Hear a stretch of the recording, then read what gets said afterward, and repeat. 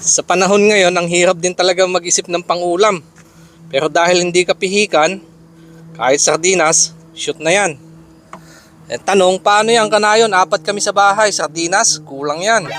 Ngayon, dagdagan natin. Huwag mong problemahin kanayon. May malunggay ka dyan, linisan mo lang ng ganto, tsaka hugasan. Yan. Pwede na yan. Pero paano yan kanayon? 6 kami sa bahay. Kulang yan. Kulang, dagdagan natin. Meron ka dyan talong, pula ay yung purple, o kaya yung mahaba, bilog. Shoot mo lang. Ayos na yan. Pero paano yan kanayon? 8 kami sa bahay. Kulang yan. Don't worry mga kanayon, dagdagan natin. Samahan natin ng ampalaya, hugasan, saka pagsamasamahin lang dyan. Okay. Patak natin to sardinas. Yun. Huhugasan ko na lang mamaya yung lata. At huwag kalimutang lagyan ng sili, mahaba, saka luya, pantanggal lansa, paminta, saka asin. Okay. May tubig na yan, kaya isasalang ko na lang. Yun. Paano yan kanayon? 10 kami sa bahay, kulang yan. Patay. Malaki-laki ang pamilya, reunion na yan.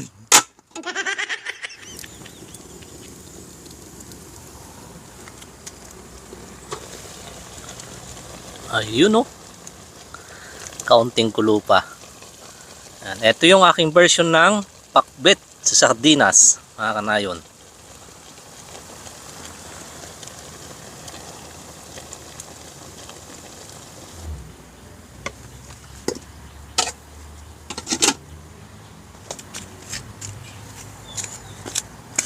Pakbet sa sardinas, mga kanayon. Sino hindi mapapadami ang kain pag ganito kasarap ang ulam? Maraming salamat Mama sa patuloy na biyayang pinagkakalob sa amin. Pagpalain ito at magbigay ng lakas sa aming pangatawan. In Jesus name, Amen. Mayon, makantay na po. Yan.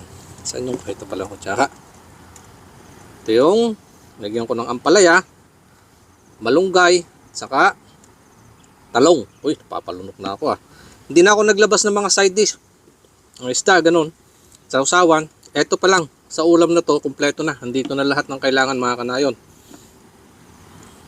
Panulak na lang mamaya. Oh, medyo mainit pa nga. Oh, first bite.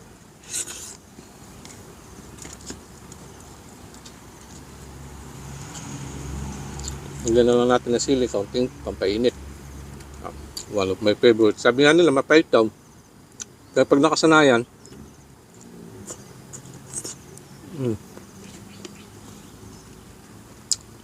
hinahanap-hanap na ng panlasa.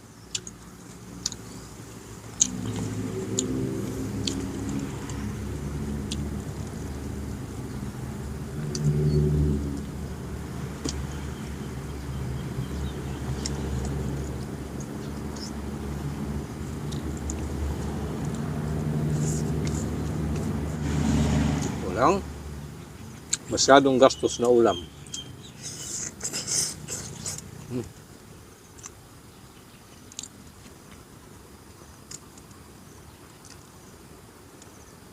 Talaga mapapadami ka ng kain kung ganito rin yung iyong nakahiligan.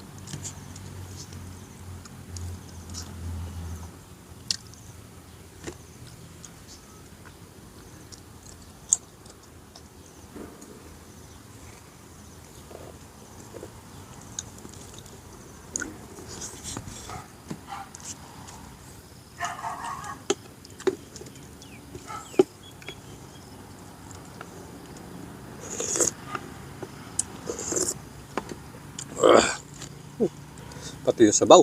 To the hagod.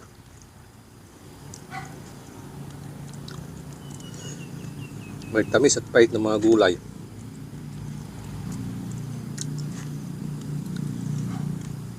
Kulang yung kanin ko mga kanayon. Pero hindi na ako mag-i-refill ng kanin. Magpapapak na lang ako nito. Lilinisan ko na lang itong mga gulay.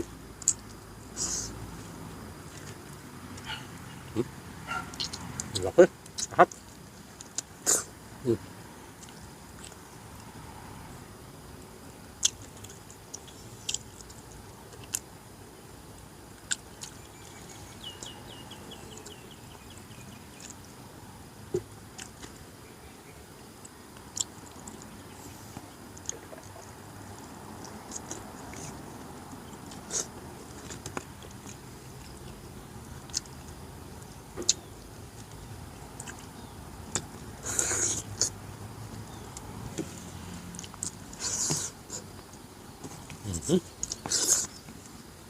Solve. Lilinisan ko lang itong gulay.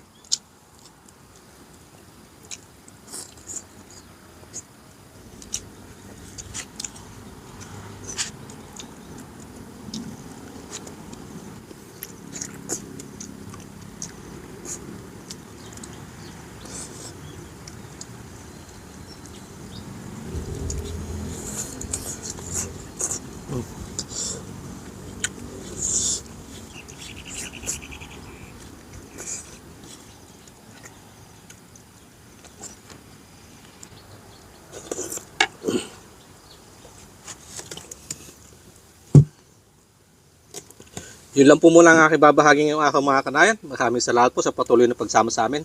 Cheers po sa atin lahat.